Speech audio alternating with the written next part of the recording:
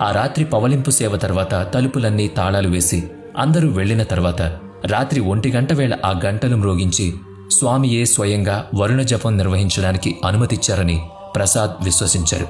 ఆలయ అధికారులు, భక్తులు అందుకు ప్రత్యక్ష సాక్షులు. ఇంతకంటే ఏం చెప్పగలం చెప్పండి?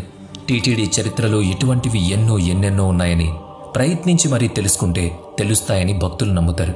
స్వామివారి లీలా విశేషాలు ఎన్నో. బ్రహ్మ, విష్ణు, మహేశ్వరుల్ని సృష్టి, స్థితి, లయకారకులుగా చెప్పుకుంటాం. విష్ణుమూర్తి అవతారాల గురించి మనకు తెలుసు. అయితే తిరుమల శ్రీ వెంకటేశ్వరుడు సాక్షాత్తు విష్ణుమూర్తి ఆర్చ స్వరూపమని, దశావతార మూర్తి కాదని పండితులు చెప్తారు.